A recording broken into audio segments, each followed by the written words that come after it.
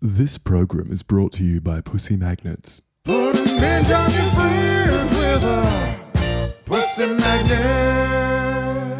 Welcome, welcome, my lovely lumps. Or maybe let's go with lovely labs. That's pretty on brand. Anyway, I'm so thrilled to have you here in the Labia Lounge. We're going to be yarning about all things sexuality, intimacy, womanhood, relating, holistic health, and everything in between. We're going to have vag loads of real chats with real people about real shit. So buckle up because you're about to receive the sex ed that you never had and hopefully have a bit of a chuckle while you're at it. Before we get stuck in, I'd like to respectfully acknowledge the traditional custodians of the land on which I'm recording this, the Wurundjeri people of the Kulin Nation. It's a massive privilege to be living and creating dope podcast content in Naarm, and I just want to pay my respects to their elders past, present, and emerging. Now, if you're ready, let's flap and do this. Don't panic, you're not broken. Your sex education was a piece of shit. Get your flaps out and pull up the couch. It's the Labia Lounge. Hey labial lovers, welcome back to the lounge. I've got a second installment of the Psychedelic Bush Disco bonus episodes, bonus content. Last time we heard from the festival goers about their early and first time masturbation experiences. And this episode is going to be all about funny times when they've shit themselves. Who knew I would get so much content on this topic, but everyone seemed to have a story. If you're new to the poddy, I'd highly recommend going and listening to the other episode as well. And also check out some of my other titles. This is a pretty unusual format that's not my everyday content. I usually interview guest experts on specific topics. So there's something for everyone, but these are really fun episodes that I like to do on occasion where I take a hand-built live version of the Labia Lounge, which is actually a plush, velvet, flappy pussy couch, and I set up an interactive space at festivals and events where I interview partygoers on the lounge itself. So it's a really fun one, and also I have loads of other stuff on this platform, so please have a little peruse, mosey around, see if you like anything, and welcome to the Labia Lounge. Hey gang, just before we jump into this episode, I wanted to offer you an opportunity to access my new mini course for free before I start charging for it in future. It's for people with vulvas and it's quick to complete. It's all about demystifying the female body and pleasure anatomy and getting some basic fundamentals to understand your body better. It's called Pussy Pleasure Secrets, Your Roadmap to Bedroom Bliss.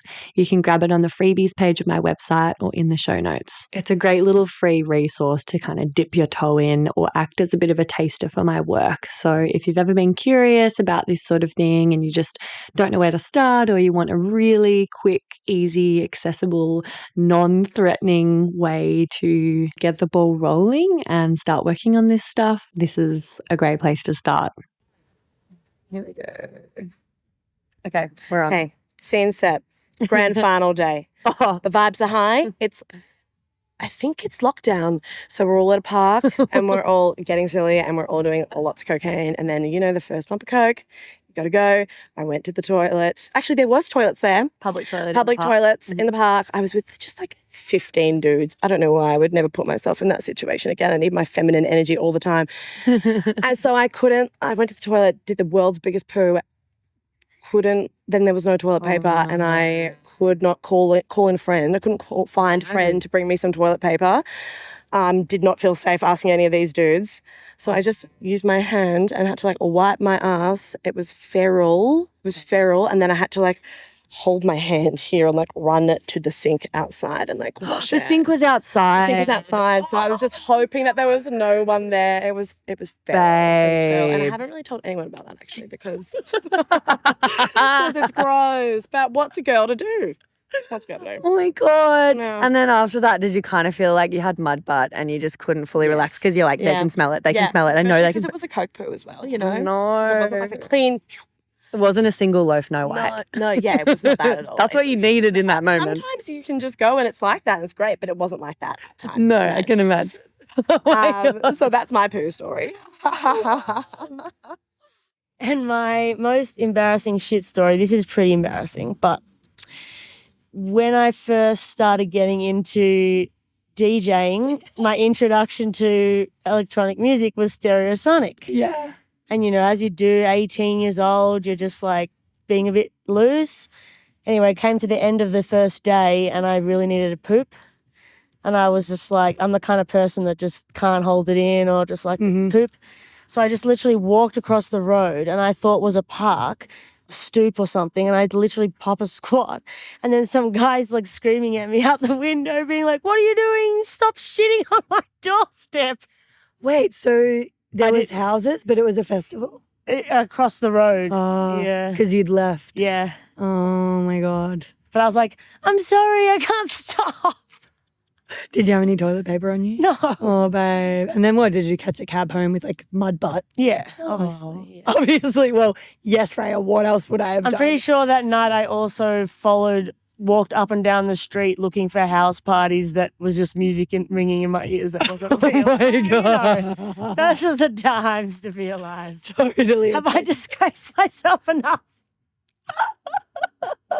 It's like when like you're at a festival and all the stages close, but the music in your ears for like 3 days straight means that you hear a generator in the distance somewhere from the food Yes. vans, but you're like, there's definitely a fucking beat, there's a party, and you're like trying to find this like Jenny party.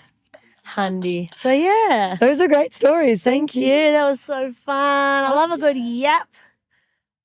I once shat myself when I was younger. A big old poop. It's like a good. It wasn't. I mean, I've had some like gastro moments, but I remember I was with my cousins at their beach house. I was always so jealous of their beach house because I was like, "You guys have a beach house?" Yeah. Totally.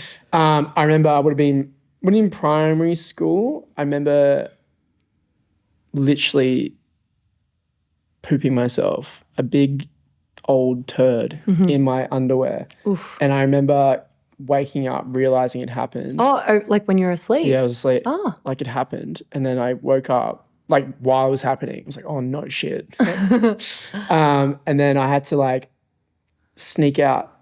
It was like it was late. It was like maybe like 3 a.m. Yeah. And I was like looking around, I was like, fuck, what do I do? And so then I went outside, I unloaded the poop into the garden. And then I was like, what do I do with the undies? And I was like, do I wash them? But then I don't have any undies. Like it was like the last day, like all my other underwear were like in the wash. I was like, do I just put in the wash? But then maybe the poop particles would fuck things up, and I got very much ahead. So then I ended up burying my underwear. Burying them in the garden? Yep. And then I was just underwearless for a day. Yeah. And never spoke to anyone about it. Oh, that's great. Fuck yeah, thanks.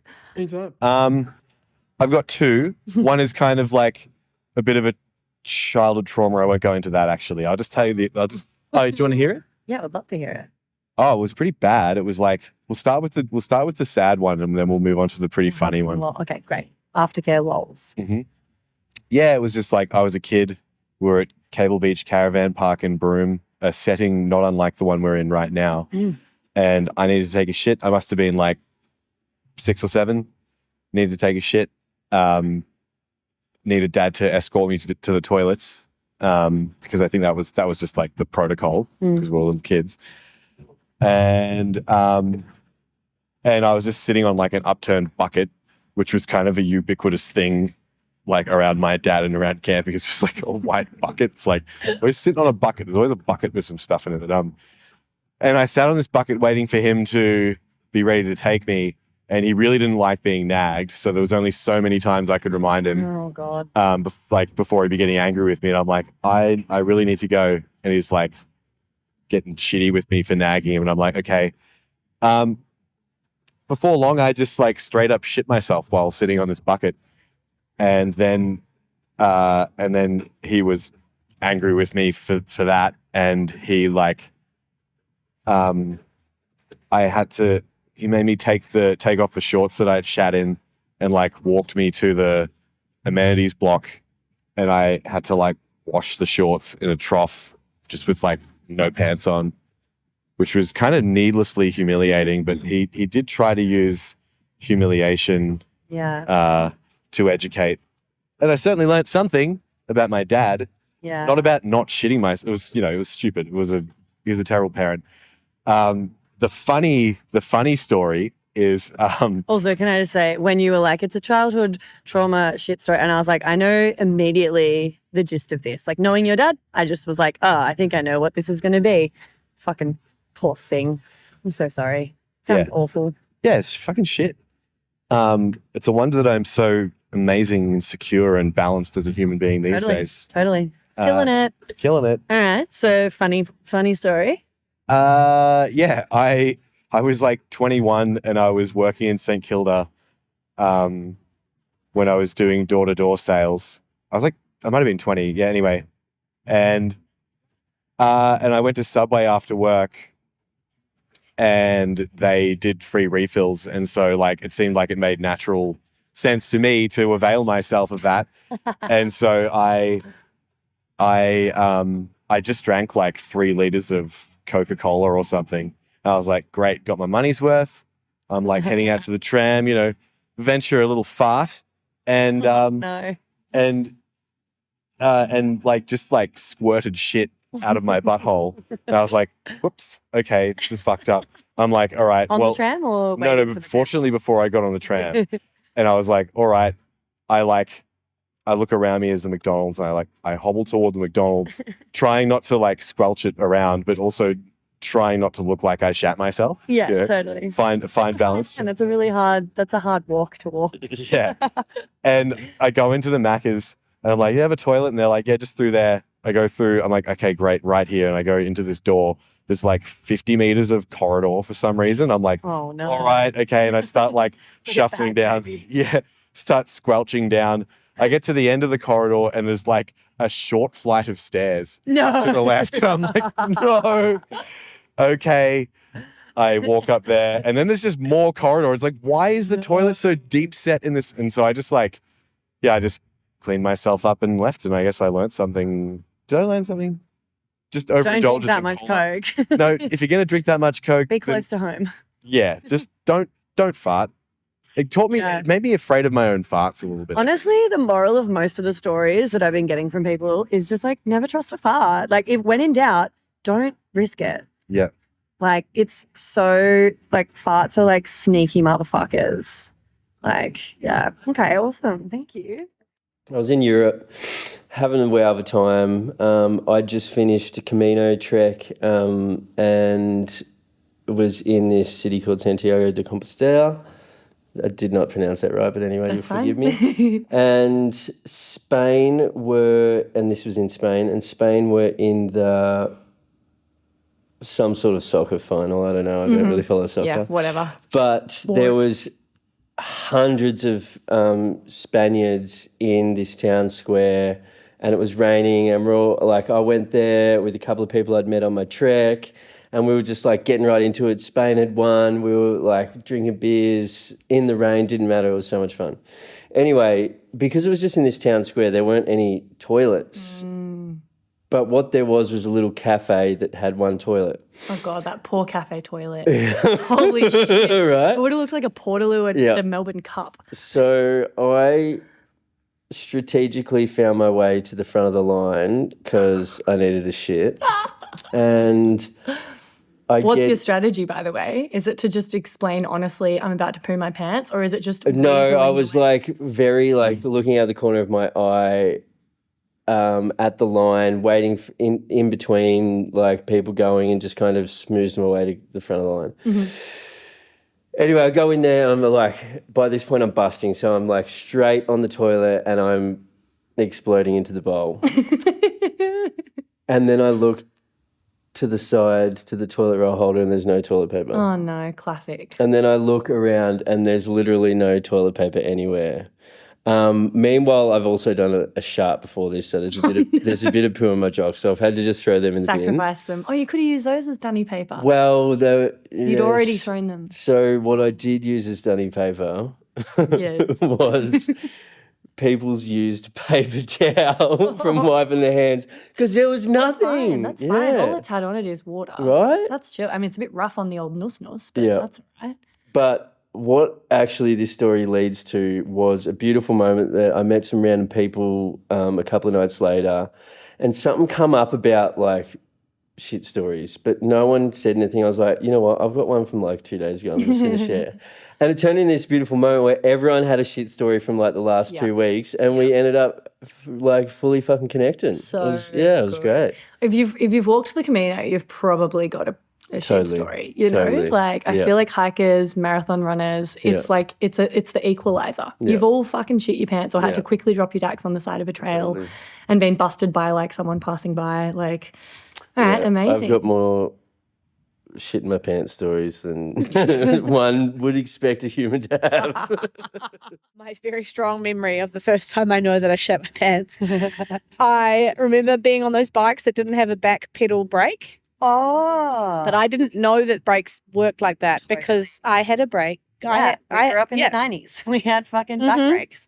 And I was borrowing someone's bike and they had said, don't go down to the edge of the driveway because it's a hill. And I tried to stop, but I couldn't because of the little no back brake situation. I didn't know to use my hands. Yeah. And you might have gone over the handlebars if you had the front brake too suddenly. Exactly. Like, if you didn't know about that. So I'm backpedaling and nothing's happening and I'm just spinning backwards and next thing I'm going down this hill and I'm so distracted trying to figure out how to slow down and I'm speeding up.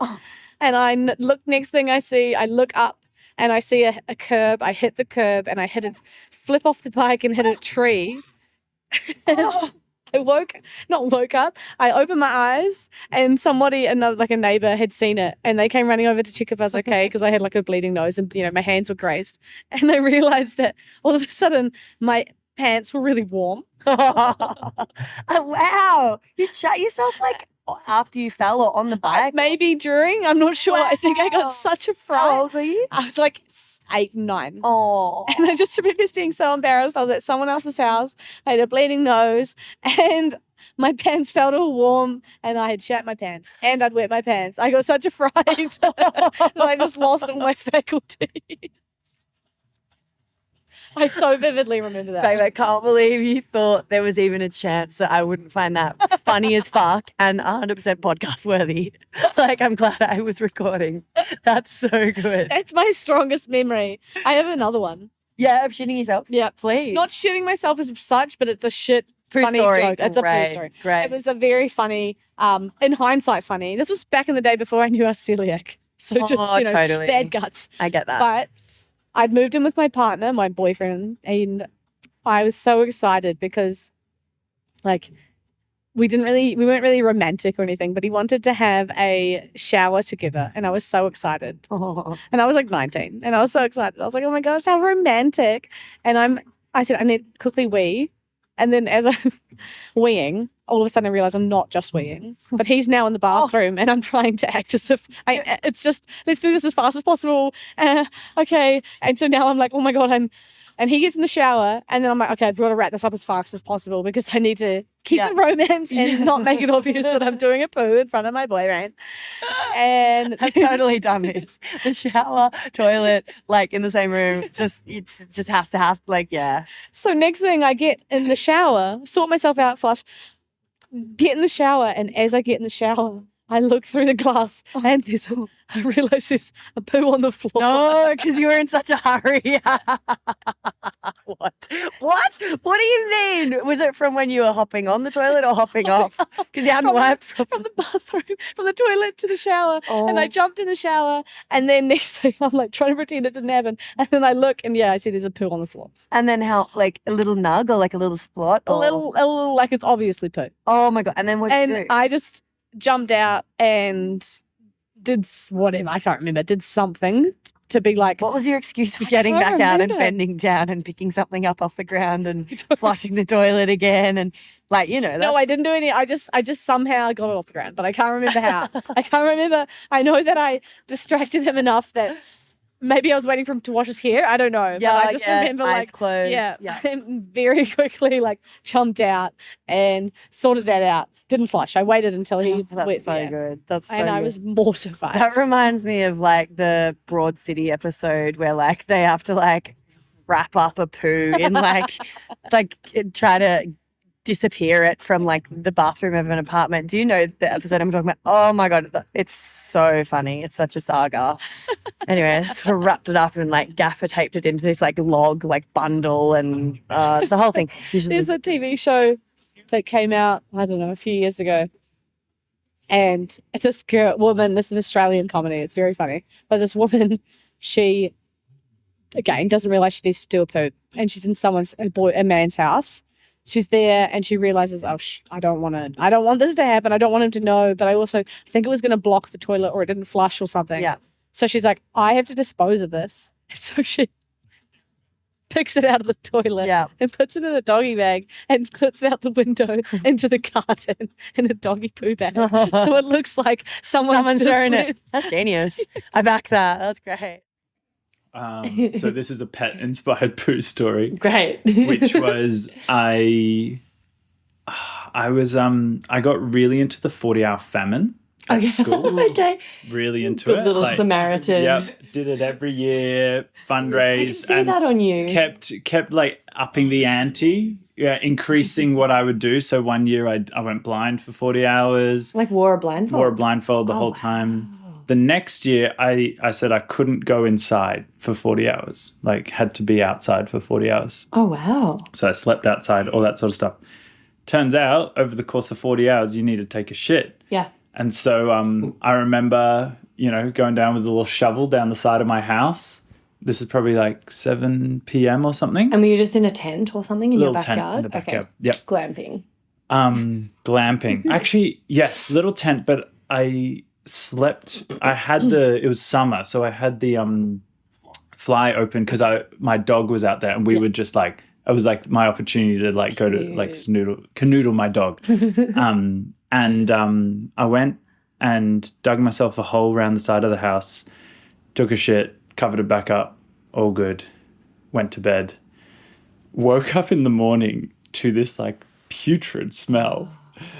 And realized that over the night, my dog had gone, dug up my shit, eaten most of it, not finished it, come back into bed with me and was snuggling me with my shit around his mouth.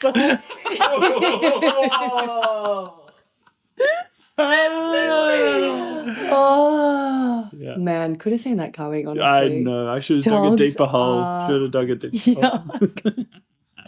Sensitive dog is like that, looks yum. Yeah. Yeah. I'm going to eat that. I'm going to eat that. Still warm. God. So okay, amazing. I love it. You nailed the brief. There you go. Thank you. That's all right. Thanks. Any good stories about poo? Well, I reckon... Yeah, okay. So I was camping with some friends and I set up my tent and my car was in my tent and I need to have a shit. I couldn't be bothered going all across, just, lazy to be honest. And shat right next to my car door, like where the driver's side door was. I was, not in a well state of mind at the time and then forgot that I'd shat there. So then when I was kind of packing up ready to go, barefoot, I stood in my own shit and then that caused me more pain than just actually walking across maybe 300 meters to find the toilets. Yeah. It was just, Came back to bite you. Terrible, absolutely fucking atrocious. But yeah, it came back to get me and there's nothing like standing in your own shit. Damn, dude. Yeah, really. That's a shame question. That's a shame. That felt shame. I felt a lot of shame over that. Yeah. I would have just been annoyed with myself. Just been like, come on, Freya, you fucking knew better. Of course this was going to happen. Oh, yeah. But then it's the smell. And you got to get it out between your toes. Yeah. And it just, the texture, the whole thing. It's awful. It was. No one wants to do that. I haven't thought about this in a long time too. And you're really dredging up some trauma there. That was a mild trauma. Yeah. All right, sick. Yeah. Is there anything else Labia Lounge related you felt like a story or a topic that when you walked over you were like, oh, I'm going to talk about this? I didn't really know. I thought like honestly just when I saw like the word labia and I saw the kind of like pink fleshy kind of colours in this marquee here and it's really nicely set up. I thought it would have I suspected it had some kind of, sexual or like theme to it, sex theme, not sexual, but sex theme. Yeah. And, but then I thought it'd be more about I don't know why. I just assumed it'd be more about the male's opinion on perhaps women or women's anatomy or things like that. That was just I don't care about that. That was my impression. You don't need a man to tell you about. Are you kidding me? No, Come and mansplain fucking female pleasure and genitalia to me on the Labia Lounge. Yeah, that was. No, I'm heckling you. No, and you can heckle away. That was a bit risque, let's say, but no, definitely that was my first impression. But now we talk about all sorts of stuff here. I've just chosen a couple of specific things, and then I see what people have to bring, and yeah, it's pretty diverse. But very good. Thanks for coming for a chat. Thank you very much. Thank you. Do you have a poo story as well? It's okay if not. I just thought Like while a I've funny got poo you. story. Yeah, people have been giving me some pretty funny poo stories. No, I'm a shy pooer. Yeah. Perfect. That's it. That'll be the soundbite. So, like, you got to be like you struggle to poo in public or public toilets, or at work, for instance. Yeah, kind of all of the above. Okay. Do you ever drop logs here at work? Yes. How much strategy goes into timing it so that you know you're safe and you're going to have a bit of privacy? Have you got everyone else's shit schedules like on lock? So that you can... I'm keeping tabs. Yeah. Yeah, some people make multiple visits a day. Okay. Usually the strategy is if I need to go, just go morning. Yeah. When people are getting set up and they're upstairs. Yep. Oh, you do the downstairs toilet while people are... Okay. Great strategy. Yeah, absolutely. No brainer. Cool. No-brainer. Okay. Good to know this about you. Yeah. Honestly, this is so stupid. Literally, okay. I was tubing like out on the water. Oh God, already. I'm like in a donut, like in a donut being towed behind a boat or whatever. And I was loving it. It was all fine. And then like classic, like, you turn a corner, but because you're on the donut, you pick up like so much speed or whatever and just like hit a rogue wave or ripple or whatever. And I like shot off the thing. And what broke my fall was effectively my asshole. And so I kind of accidentally gave myself an enema of like genuinely like I hit it with such ferocity and velocity that like it's so funny. I haven't told the story, I think, to anybody.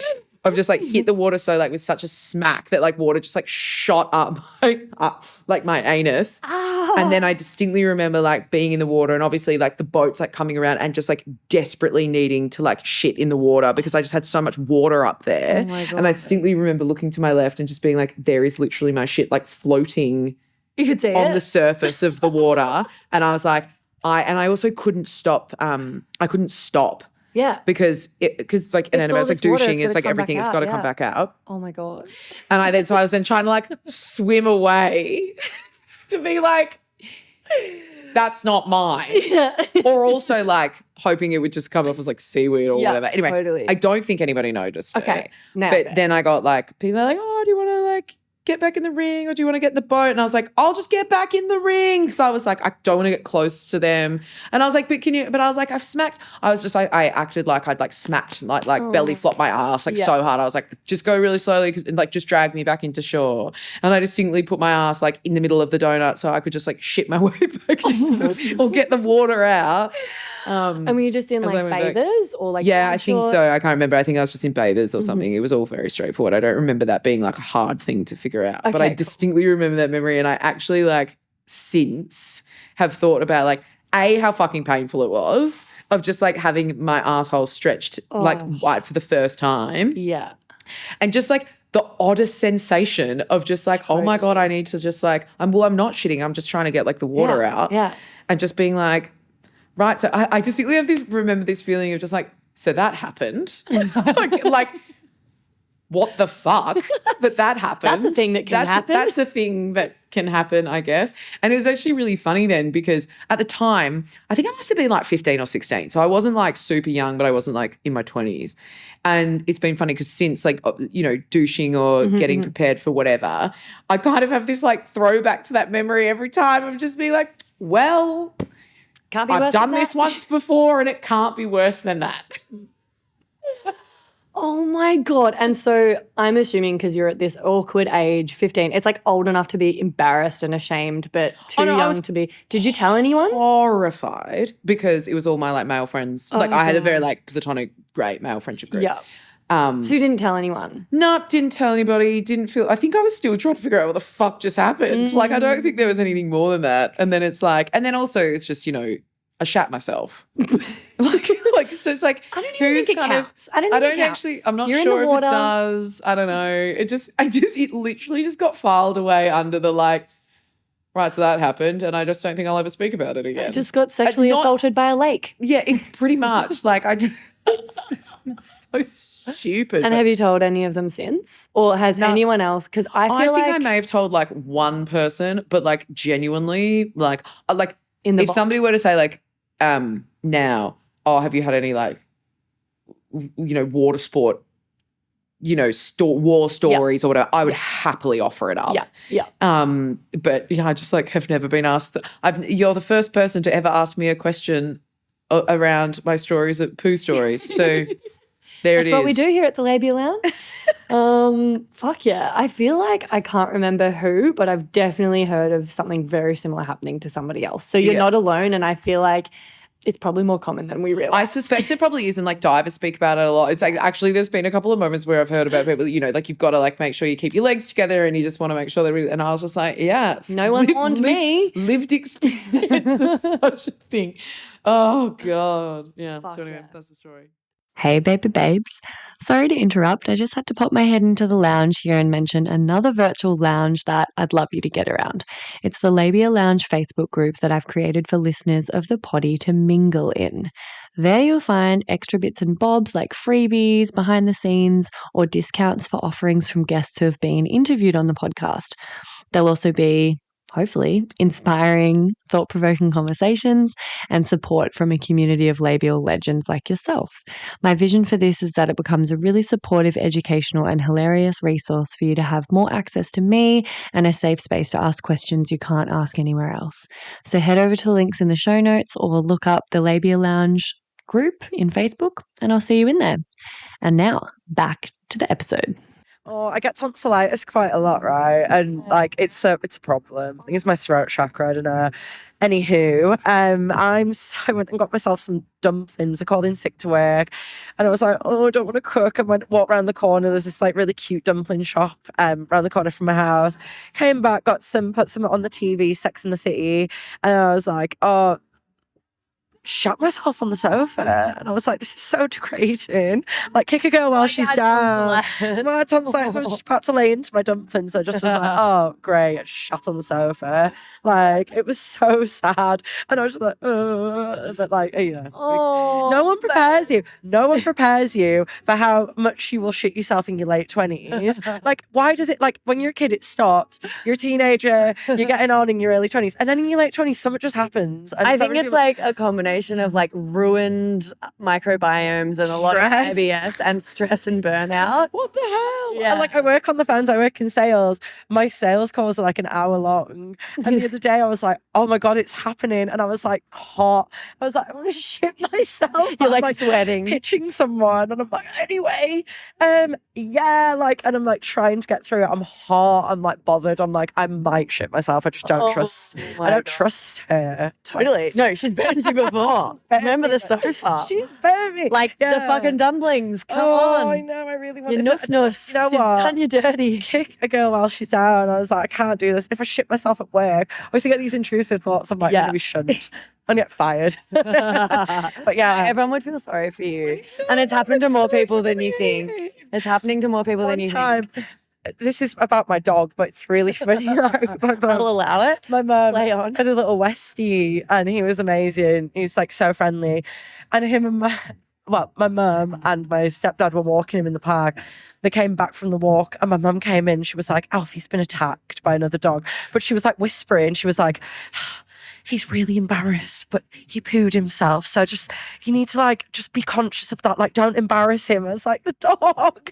And he did look really like upset with himself. He was like, and I was like, oh, okay, fair enough. But she was like, he's really embarrassed. Like, he pooed himself. Just be nice to him, okay? And I was like, oh my God. Did he have like poo down his legs or something? I just shower him when he came in. He's a little white dog. Sheepishly like headed to the shower. Like, hopefully no one sees us from the door to the shower. Living in this English terrace house, so it's all just stairs. And it's like me and my brothers and sisters, like, Did she have to carry him? Or? Yeah, it was a little poor little thing. She was like, he's really embarrassed. I was like, you don't speak English.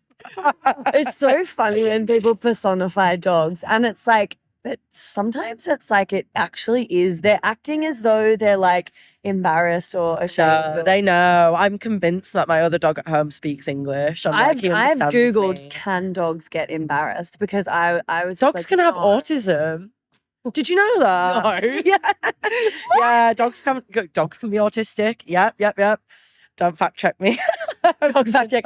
Dude, well, I got this fucking cat and this kitten, and the breed apparently I didn't find out until afterwards when I was like frantically fucking looking up what the fuck to do with this annoying as fuck cat. Oh no. The breed is like the neurodivergent toddlers of the cat world. Yeah. That's literally the language that ChatGPT used. What kind of cat was that? The Tonkinese, yeah. And they're just super needy, super intelligent, but very anxious. They're like, they need a routine. They're very vocal. With their routine, they get overstimulated. They're like so vocal. They don't fucking shut up. It's super annoying. Yeah. It's like that, yeah. It's not like it's like my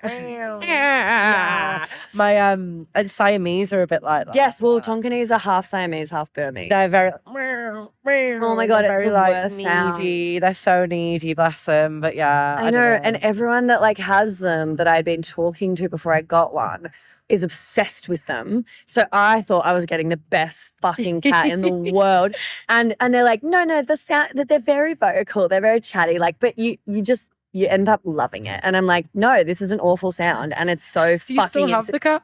Yeah. And I love him now. It's fucked. It's fucked. I can't turn back, but like I have literally turned into this fucking cat lady that I didn't know was in me and I didn't sign up for because I got a fucking cat because I was like, I can't, it's slightly too much responsibility to have a dog, but I really want a pet. I'm lonely. I just love, and I the love cats having are a pet. low maintenance. Low not maintenance, this one. they're independent enough. I want them to be affectionate and like social, but like not, and the last cat that I had was a fucking G, like absolute ledge, best cat. So I'm like, and I've always been a bit like, look, if I get a shit cat, he's fucking out of here. Yeah. Like, I'm not signing up for like To the 18 streets. years with this like crap cat. And I've always been very pragmatic about it. But now I'm actually in a situation where I was like, oh God, I'm going to give him 6 months. I'm stuck with him. But like, yeah, he's like, they're very affectionate and loving and they're very social. But it's literally like he'll get overstimulated if like I've got a visitor over at his bedtime and he's like, what the fuck? So he'll just start like biting and around the house and like he's just causing a scene. He's just like a handful. And I've had to like, I've been looking it up and like the more I learn, the more I'm like, fucking hell. Like you need to do so much shit to keep it because it's also not allowed to be outdoors because they love humans so much. They associate cars with humans and they run in front of them and they get run over all the time. So the breeder was like, you can't let him outside. I was like, all right, indoor cat, cool. Don't eat native wildlife. Happy about that. But I didn't realize, like, I am his whole world. Yeah, you're his mummy. In the four walls of this house, that's his life. And he's anxiously attached. He needs stimulation. Yeah. So I have to put his food in, like, feeder puzzles to, like, keep him fucking stimulated. I have to, like, play with him multiple times a day. I hate playing with cats. It's so boring to me. But, like, he needs it. I got a cat stroller. I take him for walks. And if I don't get him on a walk at least once a day, I'll put him in the stroller on the deck so he can like look at the world and the birds and feel the breeze in his fur. He gets like real fucking pissy and annoying. I need to take him for a walk every day. I need my 3 p.m. walk. I should have got a dog. Like, what the hell? It's been a whole journey. He sounds cute though. He's pretty What's his name? Okay, so, actually, you might not find this funny, but because you didn't grow up in Australia, but let me give you the context. There was a TV show called Feral TV that we watched. There were like these really hench, like disheveled, like manky looking puppets with really Aussie accents, like ochre. And it was super bizarre. Like and Thunderbirds. I don't know what that is. Oh, that's quite English, I reckon. Yeah. Oh no, it's American. I don't know. We grew up on ABC Kids, so this is like Australian, kind of 90s, noughties era. Anyway, there was like a cat in that show, Feral TV, and her name was Modigliana.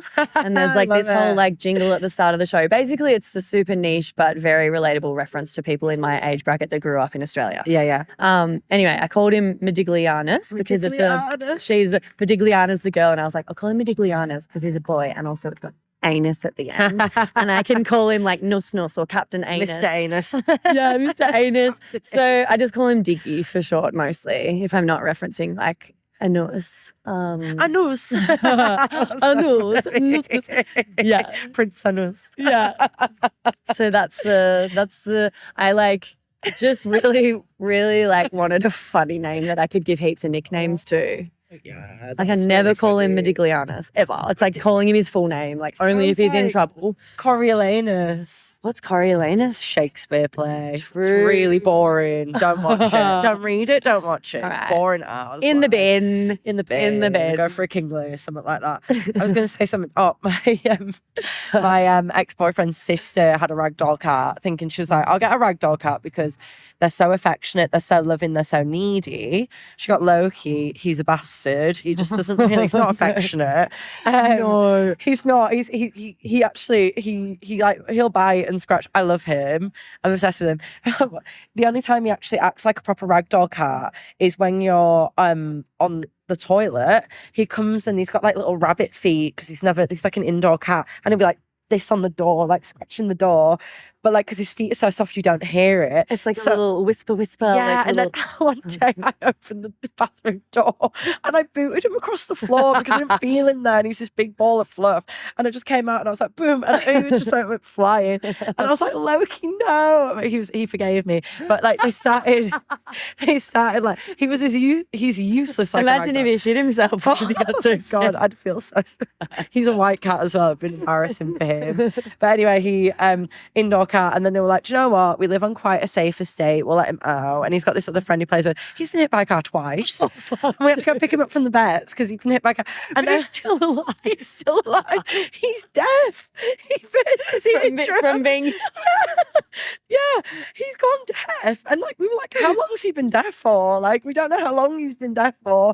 This could have happened before. No wonder he keeps getting hit by cars. Like, what the fuck's that? He just doesn't. No wonder I booted him across the floor. He didn't hear me.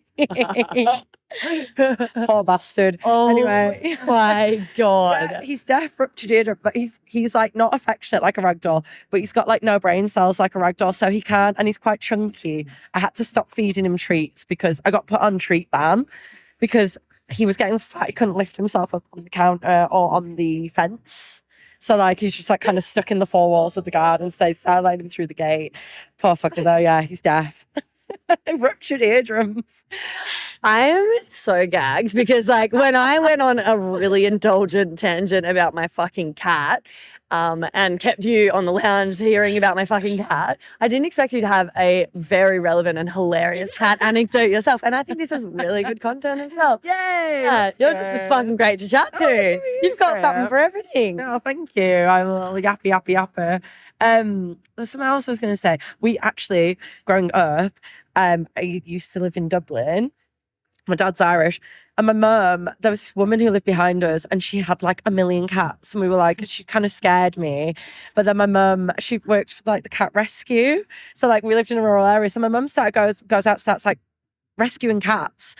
But then she becomes attached to them all. So we end up with 9 cats in one house. 9 cats. Oh my God, your mum is so fun. She's hilarious. That would have been heaven to me as a kid. She was like, more cats. It was amazing. My parents wouldn't fucking let me get pets. Oh we had 9 cats. It was crazy. And we actually, there was this one and he had like violent diarrhea when we got him because he was nervous. I reckon we called him Squirtle. He was cute. That's so good. Yeah, and then there was other cat called Ginger, and we actually had to. He was like a little feral kitten, and I had these 2 dogs because we were like rural, living in rural fucking countryside, and my dogs they'd sleep outside and there's just a little ginger ball in between them. And it was this little feral kitten and he had like a little muddy face. And my mum was like, we need to we didn't know if he had a home. And then it turns out he was just being raised by my dogs. So we got him and he was like fucking, me and my brother were like setting up like box traps and everything, trying to lure him in. My mum managed to get him in one day with food because he was hungry. But then he was like fucking flying up the walls, like climbing the curtains, like going mental because he's a little feral kitten. And then my mum had like gardening gloves over mitts, towel, holding him. He's this big. But then he started like realizing we were safe and coming to see us. And then he was like the most affectionate ginger cat ever. Like he just loved us. Like he was just so sweet. Like, dude, you have that is the sickest childhood. Like I was animal crazy when I was a kid and I desperately wanted more 3 animals. dogs, 9 cats. Can you believe God, it? that's so fun. It was crazy. It was wild. Like I used to just be out in the garden with the dogs and we lived on like a rural beach in Dublin. So we just used to walk them up and down the beach. Oh my God. Like every night. Cats would come for a walk too? No. I wish the cats were pretty, independent. But yeah, they're just, I miss it. Holy shit. Lots of cat content. Yeah, honestly. I mean, Pussy, it is on brand still. Very loosely. We're still in the ball. We're in the realms. Yeah. I can go on many tangents. Yeah, same. I have the year I shat myself 3 times. The year you shat yourself 3 times. It's got a name. It's an era. It's a full chapter. Okay. I'm so glad I asked you about this. Okay. I'm glad this is anonymous. Okay. First of all, don't judge me because it was also in my like earlier doofer era when I was like, I'd go to the doof and I just punch drugs and I was like, I was not great. I would like leave rubbish and I was a bagger. I'm a good girl now. Yeah. I wasn't great. I had to learn. So it was like Rainbow Serpent 2018, the year of the fire. I was there. Yeah. I was there.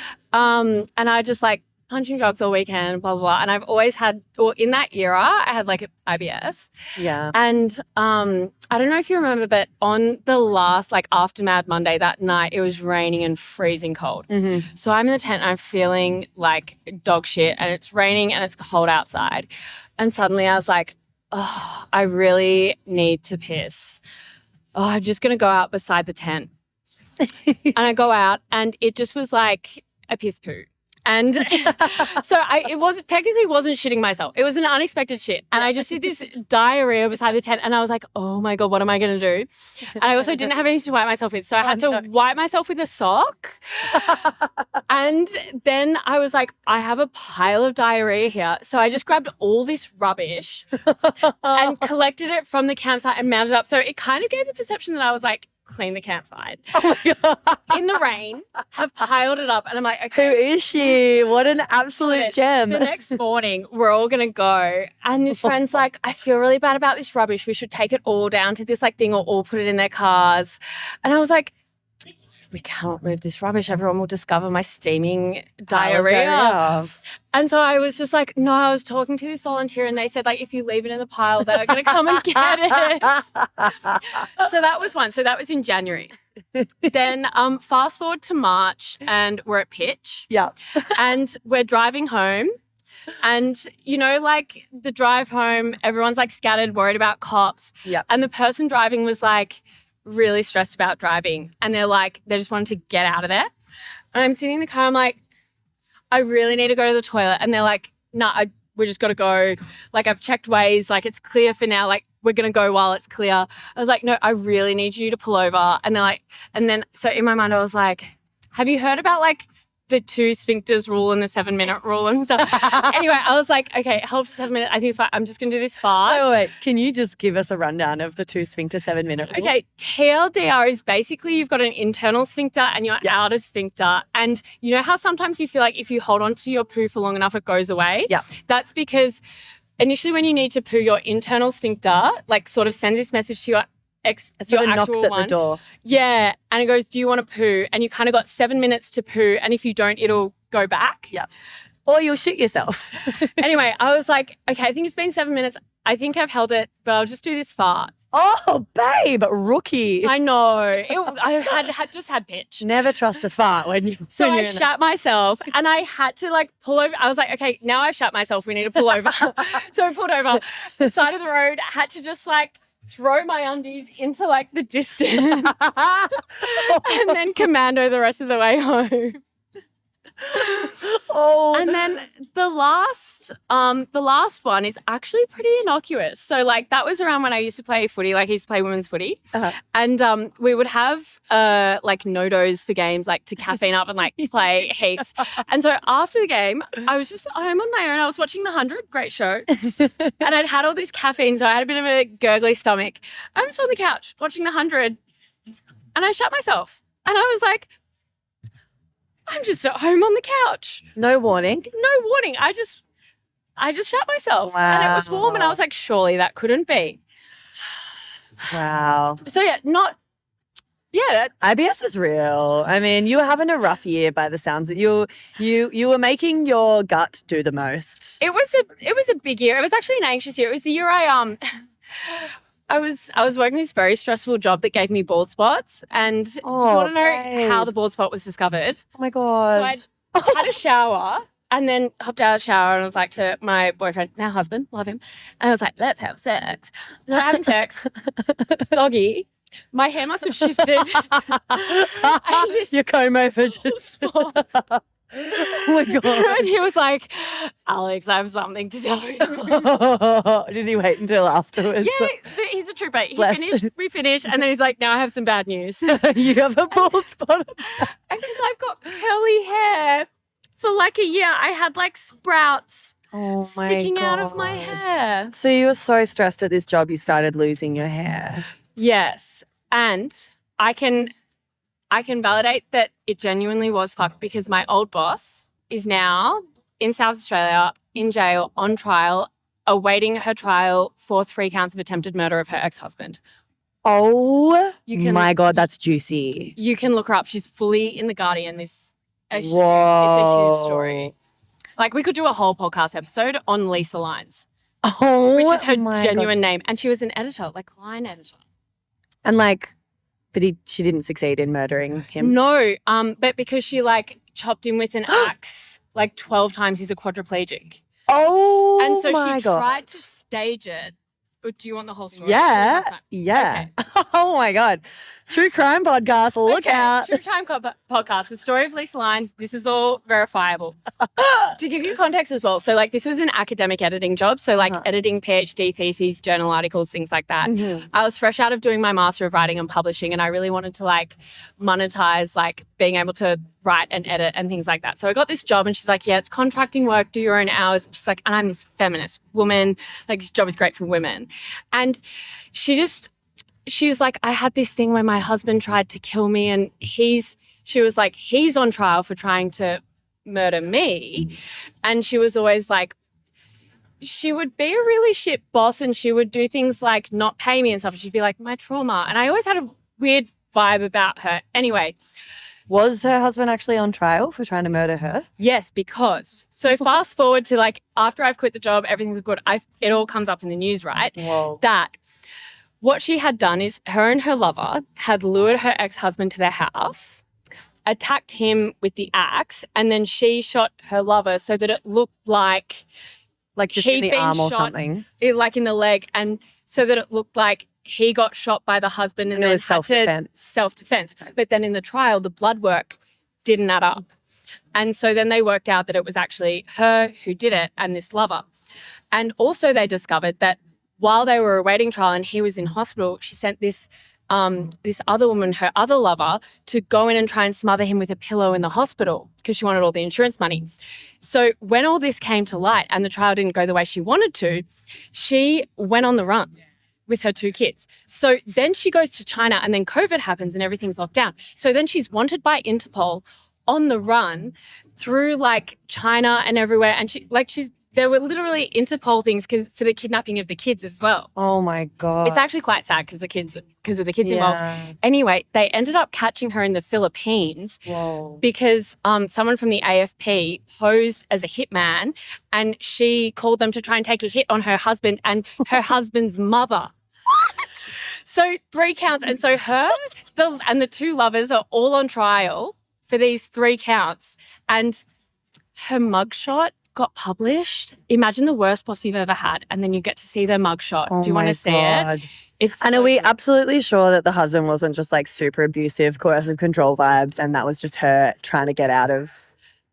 I mean, it sounds pretty sus, but I'm a little bit like, what did he do though? I have entertained these thoughts, but I guess because of the way that she treated me, and so there was a great deal of like wage theft.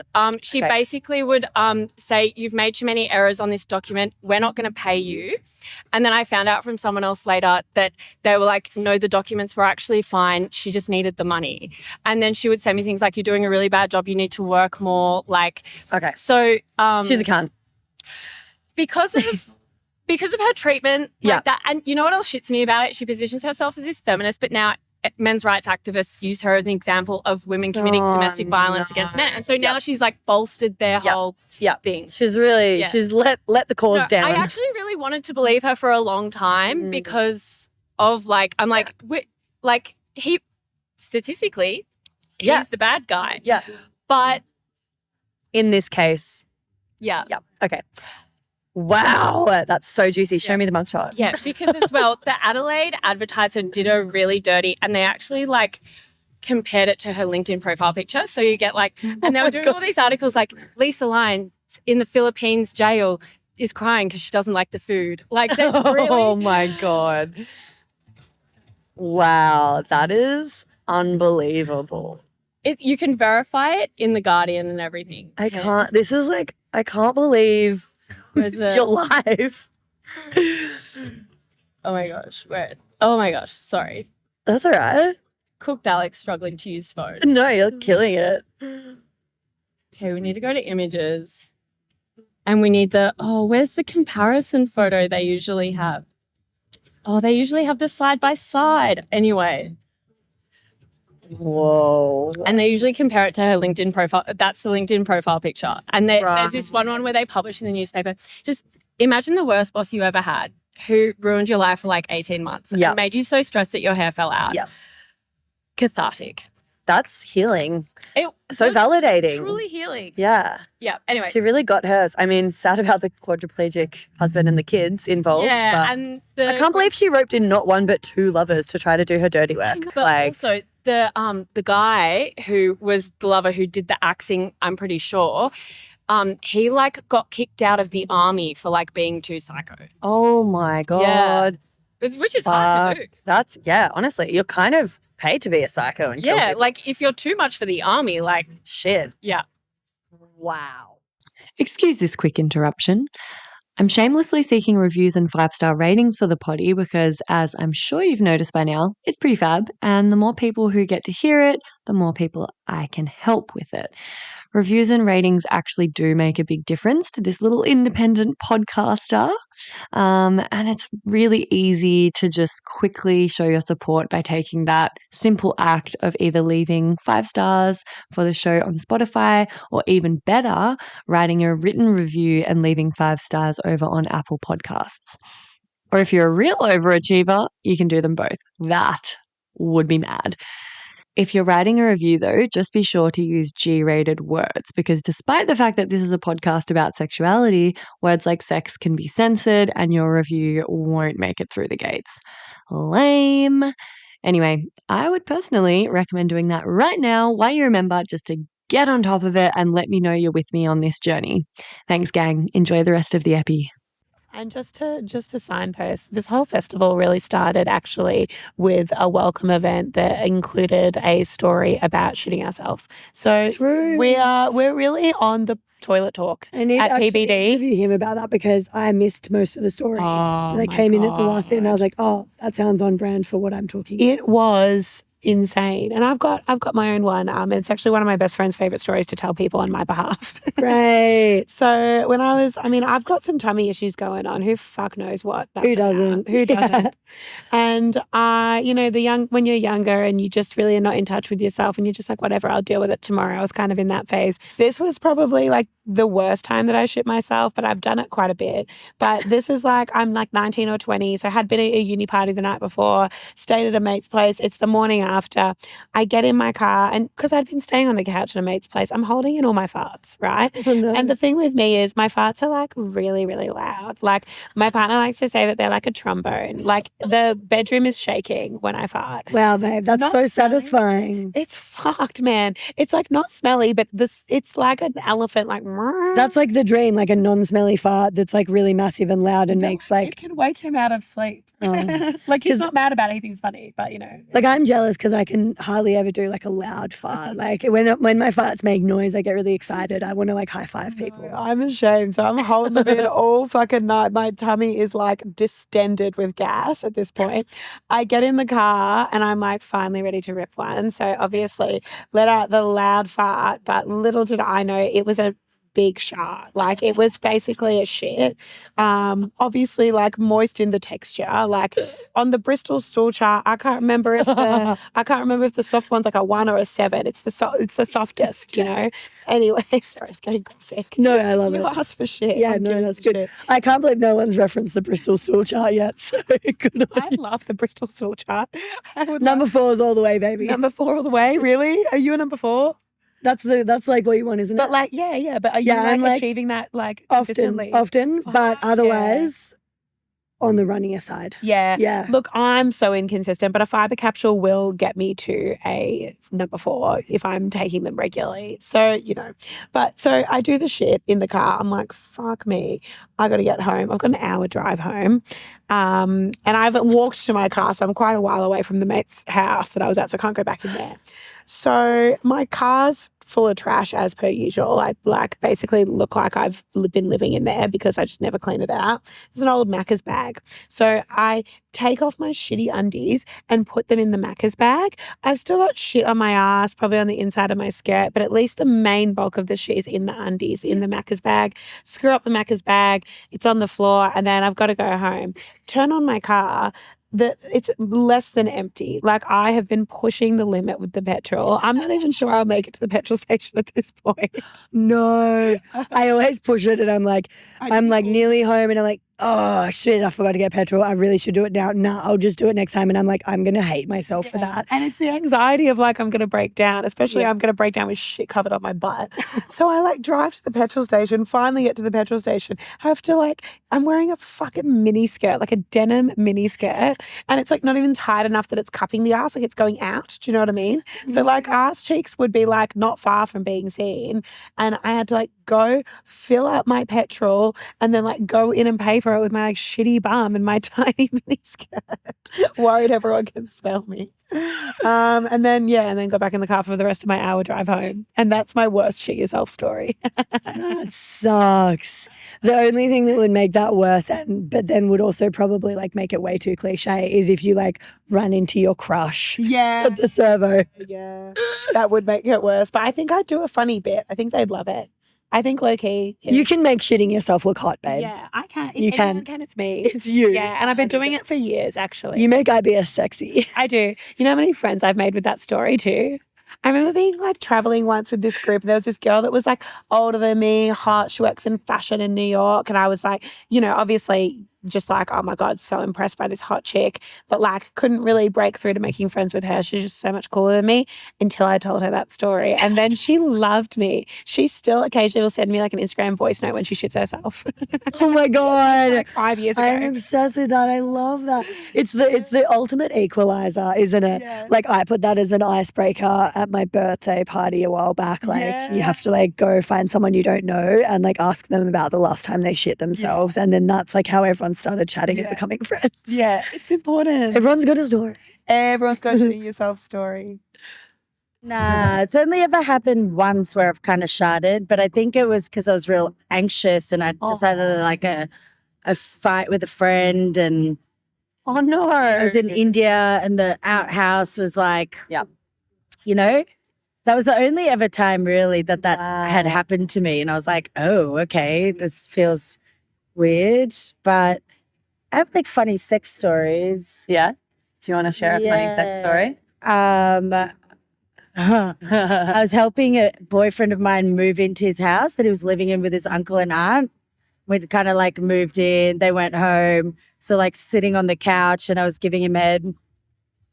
And then they walked in, like swung open the the door, and like in the lounge room on the couch, my face was down, butt was up, and he was kind of just like, and I buried my face in one of the cushions. Oh my God. And this family is like, they talk about everything. Oh, okay. Everyone says everyone's business. And so every Christmas, one of the cousins does like a wrap up of the family speeches. I think for that whole year, every occasion they had a speech, this story came up.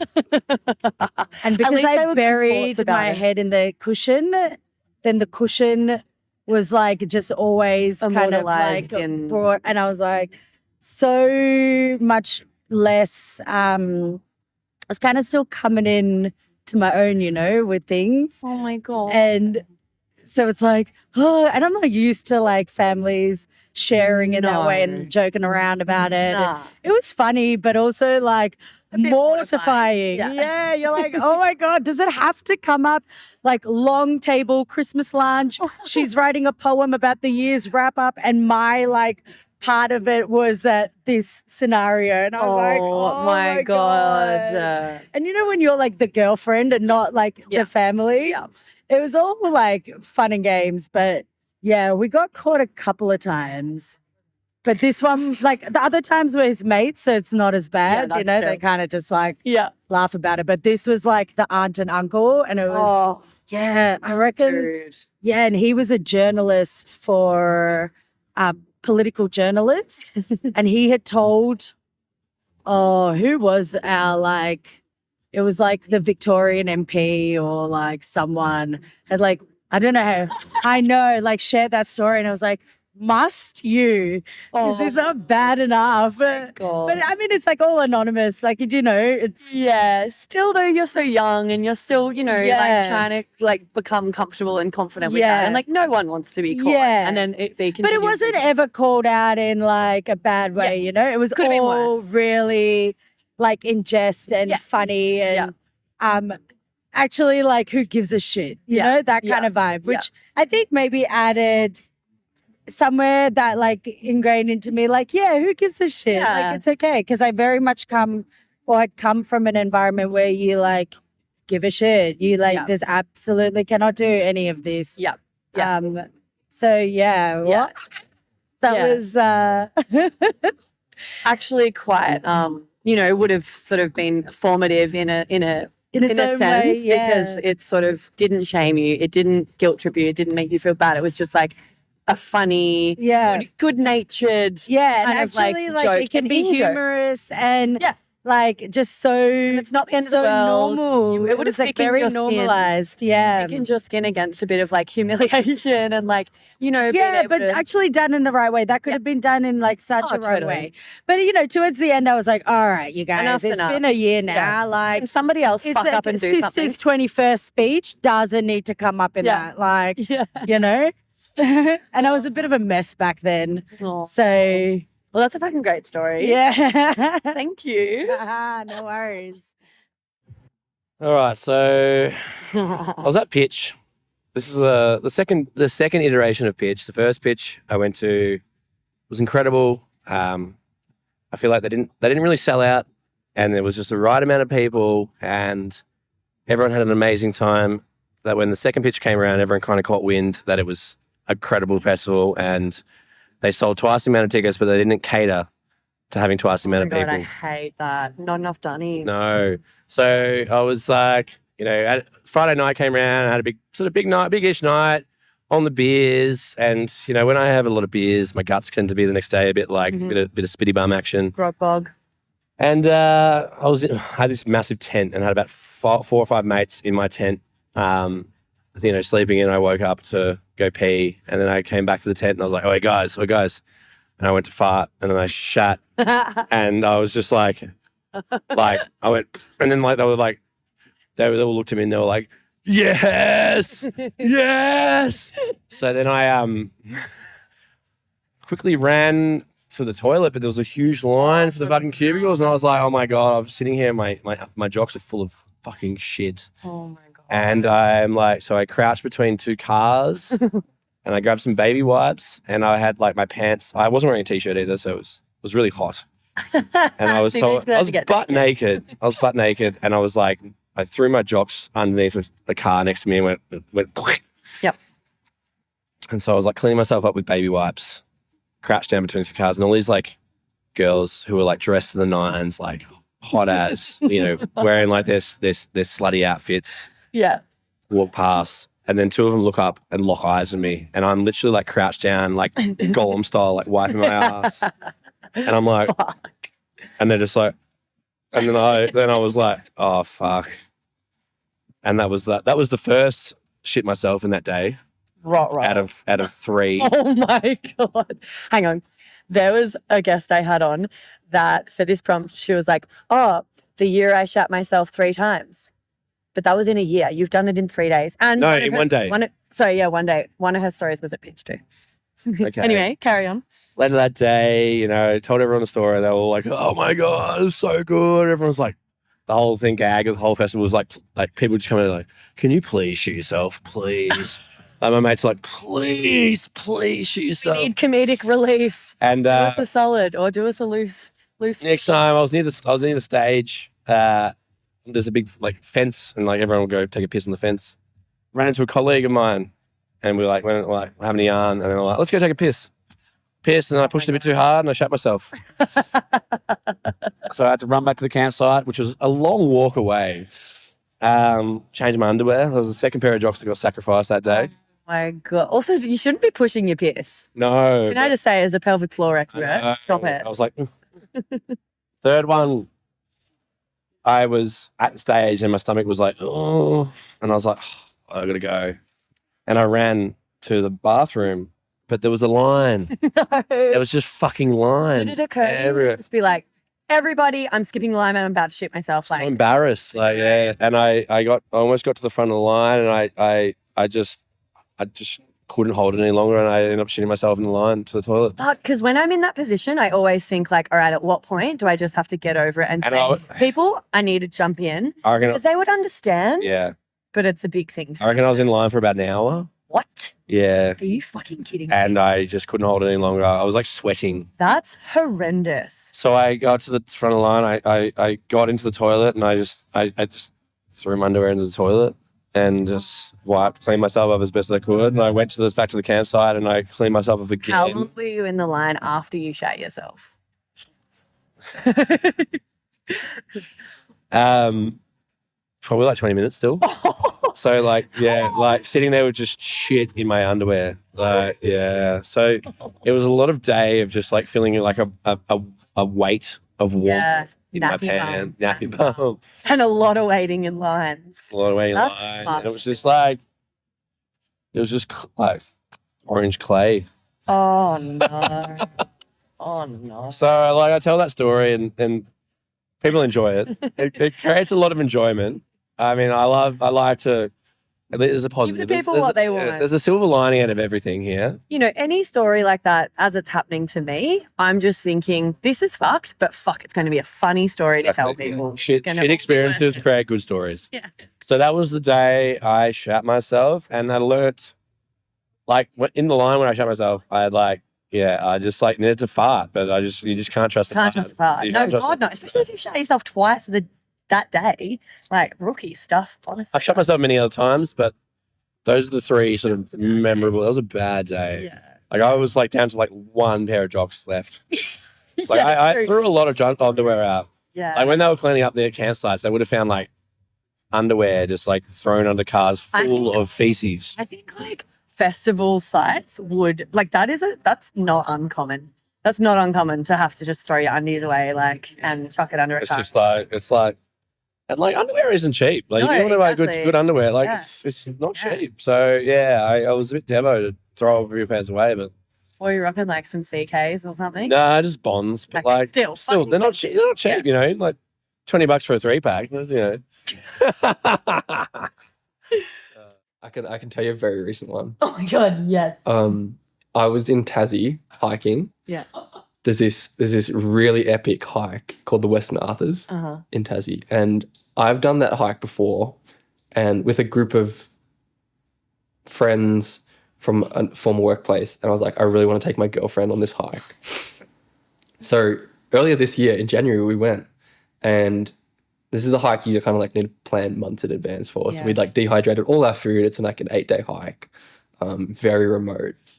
So we fly down to Tassie, get started on this hike.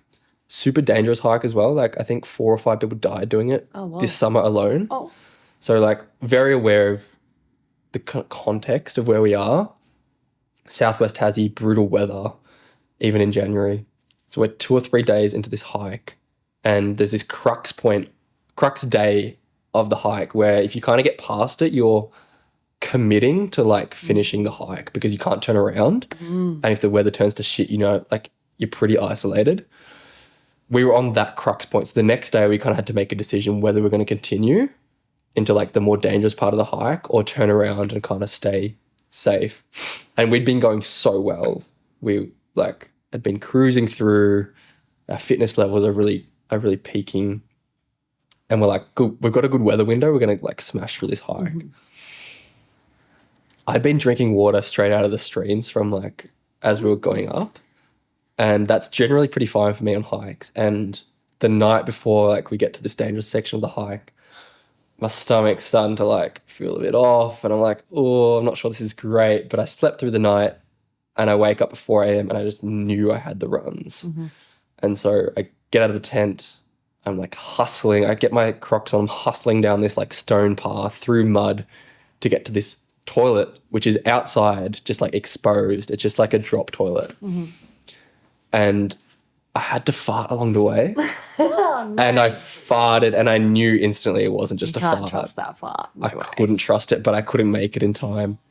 And once I started, I couldn't stop. And I'm running and I'm just like shitting myself as I'm running to this toilet. And I get there and like most of it's already done. It's in your shoes and socks. Oh, sorry, your Crocs. Yeah. And I was just like devastated because I went back to the tent. I'd kind of cleaned myself up. And then a couple hours later, I'm lying in the tent trying to like just conserve energy. It's still early in the morning and I farted again and it wasn't a fart. And so I in the tent.